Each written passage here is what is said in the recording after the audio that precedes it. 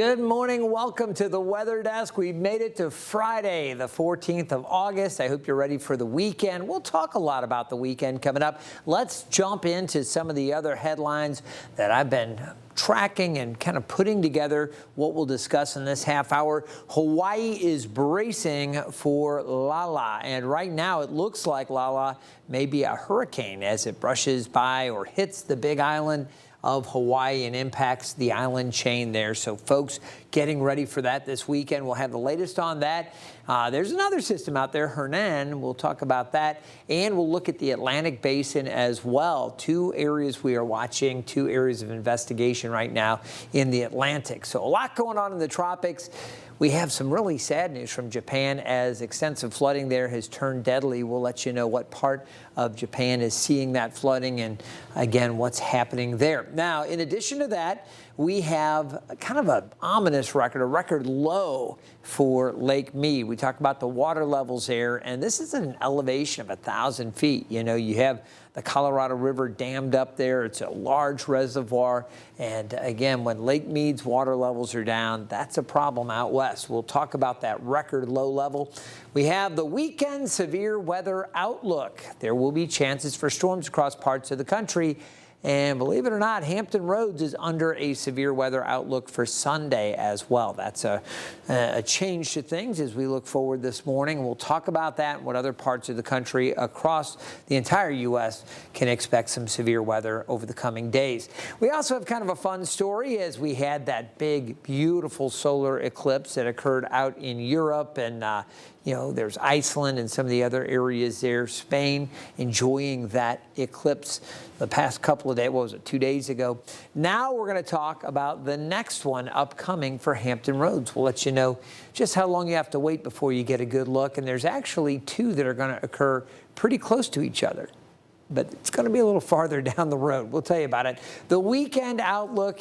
You're wondering about your outdoor plans here across the region. We've got you covered there as well. We're going to begin with a look at the tropics, and we'll start in the Atlantic Basin. Here, of course, Norfolk and Hampton Roads, where we broadcast from.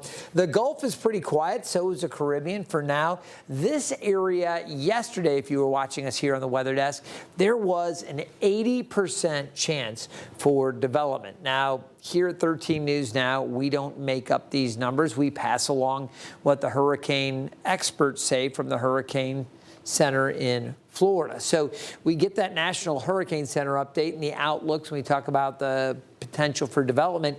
Yesterday it was at 80%, but this area has undergone some wind shear. There's stronger winds at high levels that have been blowing this and really keeping it from getting too developed. In addition to that, there's been some dry air kind of working into this as well. So this one's chances went from 80% yesterday down to just 20% this morning.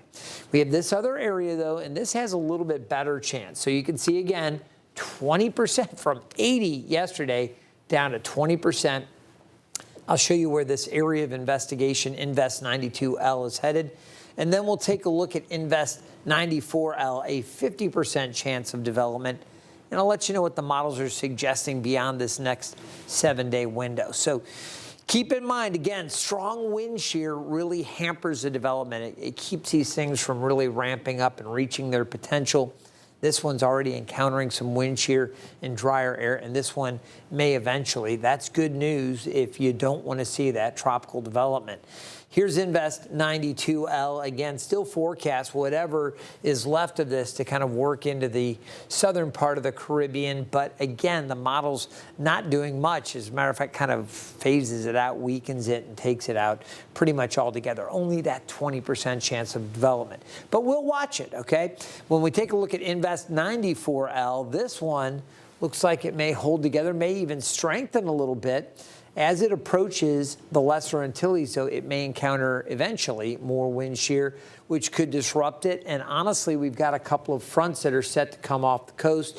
So even if this does kind of find its way up into this region in here, an area that can be potentially problematic for the southeast U.S., the models looking at the GFS and the European models, they take this and they kind of dissipate it. So I'm not overly concerned at this point. We've got a lot of time to watch it, but those are the two systems in the Atlantic we're watching. Cristobal is no more.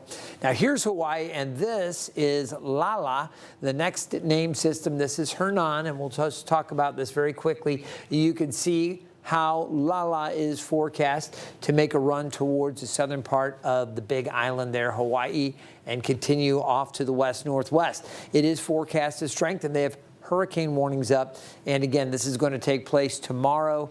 Later in the day, we may have a landfall by early Sunday morning. It's crossing back out over the water and passing just south, the center is, of the islands. But the wind field, the wind, the heavy rains, that's going to be a problem for the entire Hawaiian chain if this forecast is correct.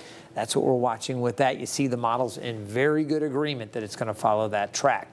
We also have Hernan, as I mentioned, and this one is expected to weaken to a remnant low as we head through the weekend. So not as worried about that. Now, I do want to take you over to Japan, and we've been talking about this and the flooding. Before we get to that, we do want to talk to you about how folks in Hawaii who are still recovering from back-to-back Kona lows are now dealing with this potential with Lala. And Angela Safone has more.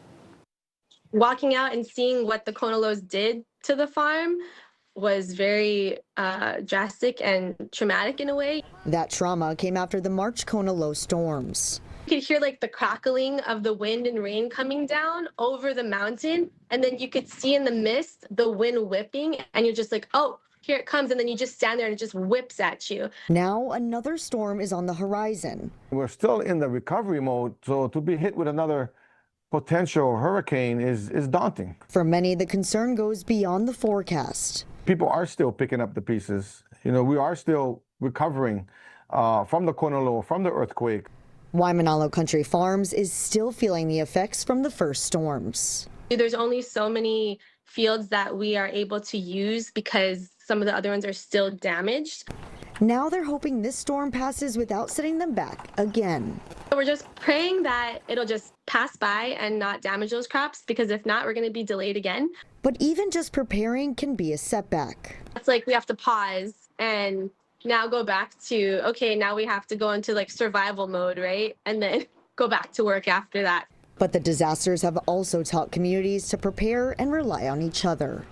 The earthquake and the Kona low really made it so that neighbors were reminded to be supportive of one another and work together and each other.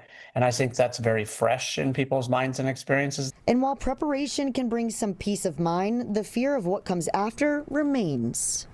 Biggest worry is not knowing if you'd be able to recover, you know, or like assessing the damage. So for now, it's prepare, wait, and hope this storm doesn't add another chapter to a year of recovery. And I'll remind you, the big island of Hawaii is under hurricane warning. Some of the other islands a little farther up, Maui, I believe Maui and a couple of the other islands just off to the west of Maui, also under advisories. They're under tropical storm watches. But for now, the big island is under warning. So we'll keep you updated on how things go within the next 24 hours. I believe Oahu not quite under the advisory or the tropical storm watch yet, but they will be added as we go pretty quickly here. Taking a look at Japan, this is a sad story here. Japan has been dealing with a lot of flooding, and that flooding has turned deadly. This is a look at the downpour in Chiba on Thursday, about 45 minutes outside of Tokyo. Parts of the city got up to 14 inches of rain in just 24 hours, which is 3 times the average amount of August rainfall for that region. This drone video shows flooding from above. You can see the floodwaters submerged neighborhoods and fields. We know at least 8 people have died, including 1 person who became trapped in their car. And at one point, more than 47,000 homes were left without power. The storm also stranded 7,000 passengers flying out of Narita Airport. This video shows the long lines at one of the terminals. Soldiers have since been dispatched to help Chiba and to help in their recovery efforts. Now, this is not the first storm to hit Japan in the last week. The southern islands, if you recall, we talked about this, including Okinawa, they are still cleaning up after Typhoon Dolphin. All right, we're going to take a quick break, and coming up, drought conditions are improving for some parts of the U.S. and getting worse for others. We have a closer look at the updated drought monitor, and we're going to talk about Lake Mead.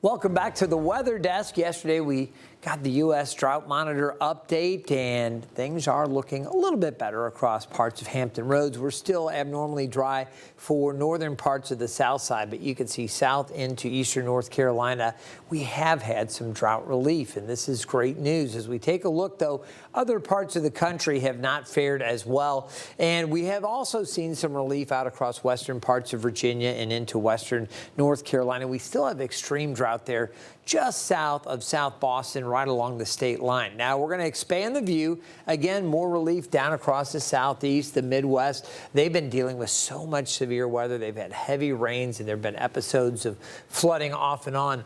Parts of the western U.S., though, still dealing with extreme to even exceptional drought, and we want to focus on this. And in particular, just east of Vegas, we have Lake Mead, and we'll take a look at this because right here in Nevada, Lake Mead, the largest reservoir in the United States, it hit a record low this week, falling to just 1,000 feet above sea level. Now you're thinking, wow. Yeah, keep in mind, that's just high country there. As you get out west around the Continental Divide, you have these high elevations. Well, that 1,000 feet above sea level, and again, this sits right on the border there between Arizona and Nevada. It was formed by the Hoover Dam along the Colorado River. It helps provide water and energy to millions of people in the Southwest.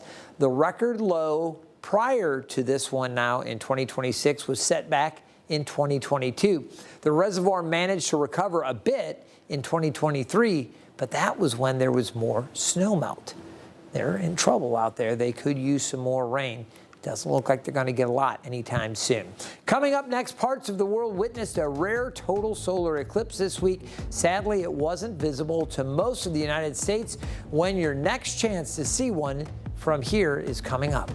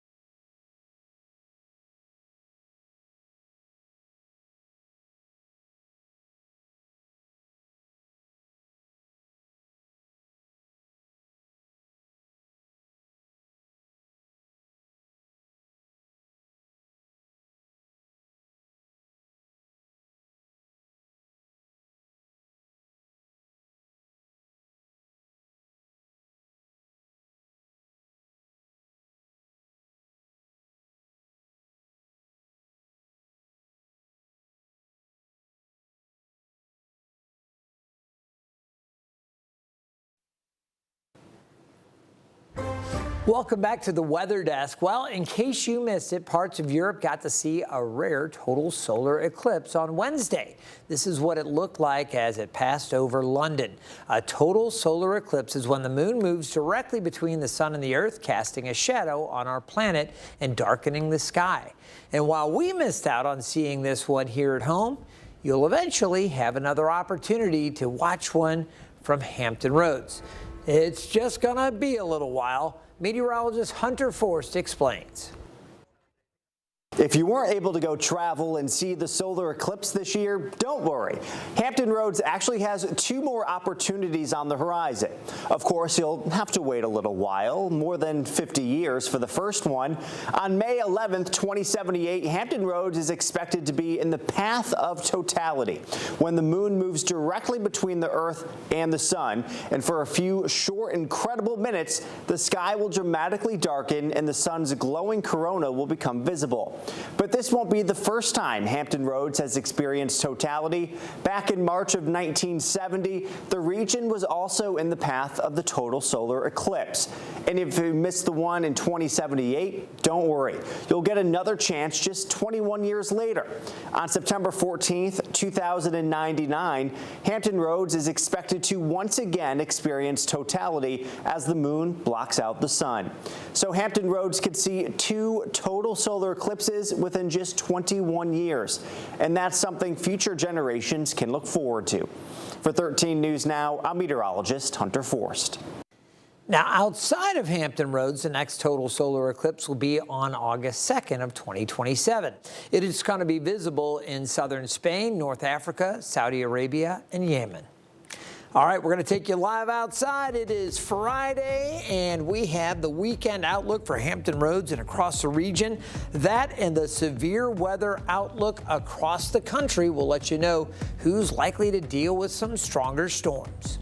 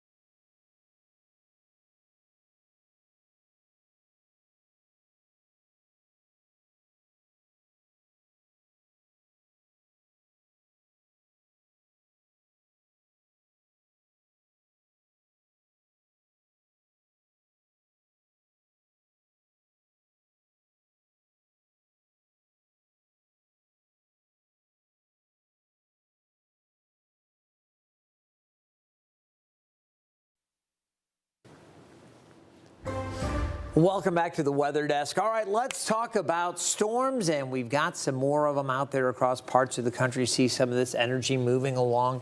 There's rain back across Iowa and again into portions of Illinois. They just can't get a break.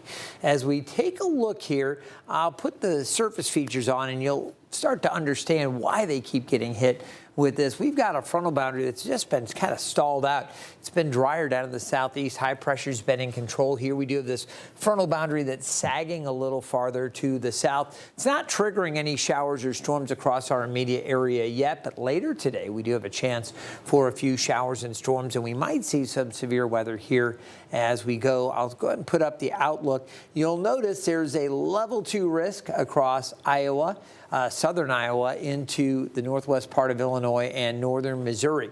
That's the slight risk. The marginal risk, or level 1, extends from Denver across most of Kansas, southern Nebraska. You can see more of Missouri and Illinois, and then back across the Ohio River Valley and into the mid-Atlantic. This includes Hampton Roads, the western parts of the area, basically Norfolk and Portsmouth, western and central portions of Chesapeake, the peninsula, middle peninsula, the northern neck, all of these areas and areas out to the west. For North Carolina, there's a little bit of northern Camden and Pasquotank, and then areas out to the west of that. So Chowan, Perquimans, some of those areas also under that marginal risk. Gates County, Bertie, those areas under that risk. Now, the tornadic risk isn't that great really anywhere, but there's a slightly elevated area, southern Iowa, northern Missouri, and Illinois. And again, these areas have been hit so hard this year.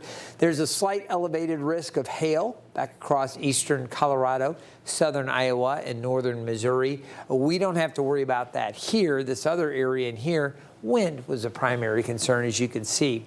And there's that second elevated level back in that same area that's worried about tornadoes and possible hail. So for us, just some gusty winds with some of those storms that may develop later in the day. Now for Friday, as we go, you see how things are playing out. There's also a marginal risk across southern parts of Nevada and northwest parts of Arizona. Let's look ahead to Saturday. Here it is. Slight risk, again, across Colorado, back up into western parts of Nebraska, western Kansas. And then you look here, parts of the Commonwealth are under a slight risk out to the west. You can see the westernmost parts of Virginia and west and central portions of North Carolina. That includes like the Charlotte area. We are not under any type of severe weather outlook for Saturday. There might be a couple of showers, but I don't think it's going to be too bad. Sunday, our entire 13 News Now viewing area and northeast North Carolina, all of that down through central North Carolina, all under level 1 marginal risk, and that extends back out through Missouri, another area with marginal risk on Sunday, back across Colorado, eastern Colorado, western Nebraska, and western South Dakota. So these areas here been dealing with the wet weather. They've got the potential for severe weather, and we're going to have our shot in Hampton Roads as well. All right, let's look live outside right now. The Thompson Creek Window Company sky view still showing a little bit of smoke aloft. It's a bit hazy out there. Certainly warmer and more humid. As we take a look at our conditions through the afternoon, there will be a chance for a few stray showers or storms. Now, down at the ocean front, folks are enjoying the weather right now, but it's getting hotter and hotter, and those feels like temperatures between 100 and 103, maybe even 104 this afternoon. Stray storms possible later on. As we go Saturday and Sunday, chances around 30%. That's going to continue Monday, Tuesday, and Wednesday. So isolated showers on Saturday and then storms again Sunday, Monday, Tuesday, and Wednesday. We'll have a shot pretty much each day. Temperature trend over the next 10 days, we're going to see a cool down tomorrow. Today's highs, low 90s, back to 85 tomorrow, and then warmer Sunday into Monday. A little break, a little warm up through next Thursday, and then much more comfortable to finish out next week with temps back into the mid 80s. At the beaches today, we've got a moderate UV index. You can see a little more cloud cover expected later today. Very low risk of a shower at the ocean front or a storm. Better chances for storms out west. On the water today, winds are fairly light and the wave action very flat in the bay and on the ocean east of Virginia Beach. I will say if we do get some storms, you will find rougher conditions, obviously, so check the radar before heading out. Now, your weekend Saturday, I mentioned a few showers possible, mid 80s, low 90s on Sunday with that chance for afternoon storms. Couple could be strong, possibly severe. We've got wet weather chances up in Richmond, mid to upper 80s for D.C., around Charlottesville, Roanoke. You're going to find temperatures low 90s down around Raleigh, and the Outer Banks a little more comfortable, low to mid 80s there. just keep looking to the radar for updates, and a great way to do that is with our mobile app. I'll show you how to do that as we finish up the show. Here's a look at the radar right now. A little cell just popped up south of the Albemarle. We've got some showers and storms offshore. Generally speaking, we might see a shower or storm popping up here or there. I think the better chance is coming later as we head into the evening, some showers and storms rolling through. This model's not showing a lot, but I do think we'll see some isolated storms developing later today and into the evening. As we go Saturday, a chance for showers there, and then again some more activity developing on Sunday. Across the south side, low to mid 90s, we're dealing with the heat. We do have that chance for storms late. Off to the north, a little cooler, especially at the eastern shore. Hot on the peninsula and really hot down into North Carolina. As we take a look, your temperatures are going to be overnight down into the upper 70s, mostly cloudy, those showers possible, and then tomorrow temperatures back up to 85. So partly cloudy, again, some hit and miss showers. Looking ahead to Sunday, that's when we've got that better chance for thunderstorms. And you see that in the forecast, that isolated storm risk Monday into Tuesday and Wednesday. Hopefully a bit drier by next Thursday. I hope you've enjoyed this edition of the Weather Desk. Remember, you can always get the latest news, traffic, and weather on the go with the 13 News Now mobile app. So it's a great way to stay up on the radar. I mentioned follow the radar, know what's going on around your area through the afternoon today, and then obviously over the weekend as well. That's a great way to do it. Just scan that QR code on the screen, download the app. It's always free and available at the App Store and Google Play. Whatever your plans are for the weekend, we want you to have a good one. Be safe out there and stay weather aware. Again, I'm meteorologist Craig Moeller. We'll see you next time from the Weather Desk.